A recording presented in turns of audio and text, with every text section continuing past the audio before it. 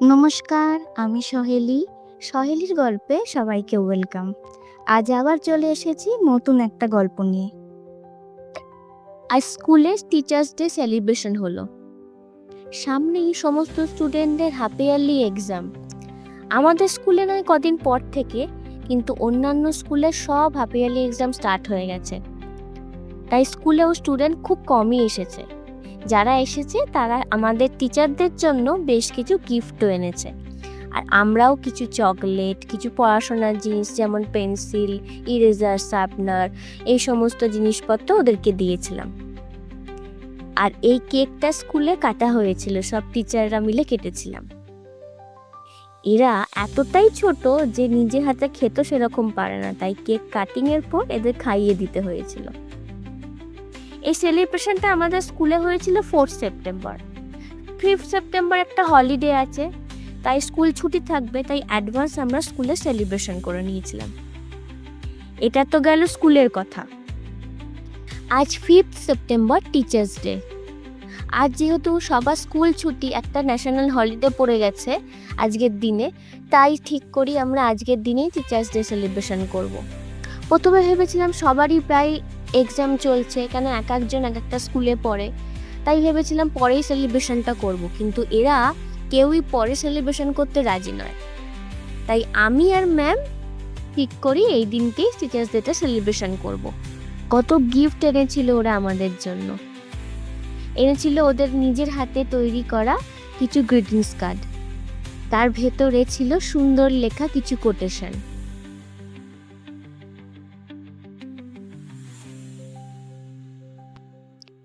তারপর শুরু হলো ওদের নিজেদের পছন্দ করা গানের সাথে একের পর এক ডান্স। উফ, কে পায় এদের! পুরো মুক্ত বিহঙ্গ, না আছে পড়া, না আছে বকুনি। দেখুন একবার এদেরকে। শুধুমাত্র কপিরাইট পড়বে বলে সেই জন্য আমি গানটা দিতে পারলাম না। সব হিন্দি গানের সাথে যত নাচের গান আছে সেগুলোর সাথে এরা ডান্স করেছিল। আসলে এখনকার দিনে বাচ্চারা তেমন খেলার সুযোগই পায় না। এতটাই কম্পিটিশনের যুগ যে খেলার টাইমটা পর্যন্ত ঠিকমতো পায় না। তাই এইটুকুনি রিফ্রেশমেন্ট তো আমরা ওদেরকে দিতেই পারি আজকের দিনে, বলুন না?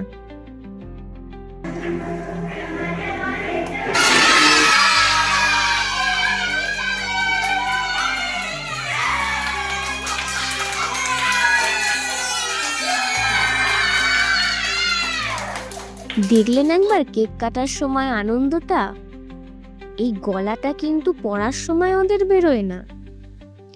এইগুলো হচ্ছে আমার দুষ্টু মিষ্টি আদরের লেজ কাটা হলুদ দল।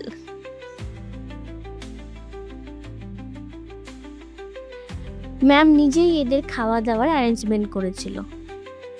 কচুরি, আলুর দম আর কেক। নাচানাচি শেষে সবাই একসাথে বসে মজা ও গল্প করতে করতে খেয়েছিল।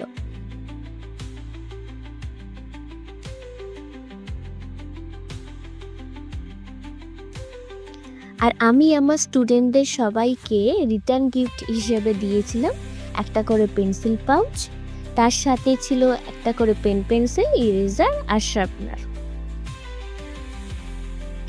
কি কি পেলাম একবার দেখাই আপনাদের টিচার্স ডেতে। আগে যখন পড়াশোনা করতাম এই দিনটা টিচারদের কি গিফট দেবো সেই প্ল্যান করতাম, আর আজ আমি টিচার, স্টুডেন্টরা আমাকে ভালোবেসে গিফট দিয়েছে। এটাই আমার কাছে বড় প্রাপ্তি। পুজো তো এসেই গেল প্রায়, তাই শপিং করাও স্টার্ট করে দিলাম।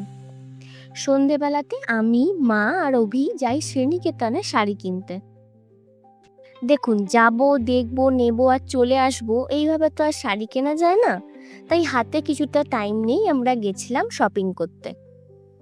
এই শাড়িটা পছন্দ হয় তো কালার পছন্দ হয় না, আবার কালার পছন্দ হয় তো শাড়ি পছন্দ হয় না, এ তো লেগেই থাকে। এই শাড়িটা দেখুন একবার, খুলতেই মায়ের বেশ পছন্দ হয়ে গেছে। ডুয়েল টোনের এই শাড়িটা বেশ আমার ভালো লাগলো। দেখা যাক আরো কিছু শাড়ি দেখে তারপর ফাইনাল করা যাবে। আর এই যে অভি আমাদের সাথে দোকানে এদিক ওদিক করতে করতে ক্লান্ত হয়ে বসে পড়েছে। আর এদিকে আমি আর মা তো এদিক ওদিক দৌড়াদৌড়ি করছি শাড়ি দেখার জন্য। বিশেষ করে শাড়ির দোকানে কি আর চুপ করে বসে থাকা যায়? বেশ কিছু শাড়ি দেখে দুজনের মনে হচ্ছিল সবকটাই নিয়ে নিই, বা সেটা তো আর সম্ভব হয় না। অনেক শাড়ি দেখার পরে এই শাড়িটাও বেশ ভালো লাগলো আমার। আসলে দোকানে একসাথে এত ধরনের শাড়ি দেখে বাঁশবনে ডোম কানার মতো অবস্থা হয় সবার, কোনটা ছেড়ে কোনটা নেব। তো যাই হোক, তারই মধ্যে কয়েকটা শাড়ি নিয়ে আমরা দোকান থেকে বেরিয়ে পড়লাম। শ্রীনিকেতন থেকে বেরিয়েই আমরা গেছিলাম দ্য ডিসকাউন্ট হাবে। এখানে নাম করা সব বড় বড় ব্র্যান্ডের shirt, T shirt, jeans reasonable প্রাইসে পাওয়া যায়। এখানে অভির জিন্স আর শার্ট কিনতে ঢুকেছিলাম, বাবারে যা ভিড়! তারই মধ্যে পছন্দ করে অভি একটা শার্ট আর জিন্স নিয়েছিল। এইবার পুজোর কেনাকাটা তো হচ্ছে, বাট পেটের কথা ভুলে গেলে চলবে কি করে? তাই হ্যাংলাতে আমরা গেছিলাম পেট পুজো করতে। এখানে ঢুকেই আমরা অর্ডার দিয়েছিলাম চিকেন লেমন কোরিয়েন্টাল স্যুপ, মিক্সড হাক্কা নুডলস। অর্ডার করার কিছুক্ষণের মধ্যেই চলে আসে গরমাগরম সব খাবার। ওখান থেকে খেয়ে বেরিয়ে আমরা যাই বাবাইয়ের জন্য পাঞ্জাবি দেখতে। কয়েকটা পাঞ্জাবি দেখে বাবাইয়ের ক্রাইটেরিয়া অনুযায়ী একটা পাঞ্জাবি পছন্দ করে আমরা নিয়ে আসি। আজকের মতো আমাদের কেনাকাটা এখানেই কমপ্লিট। কিন্তু পুজো তো 5 দিনের, একদিনে কি আর কেনাকাটা কমপ্লিট হয়?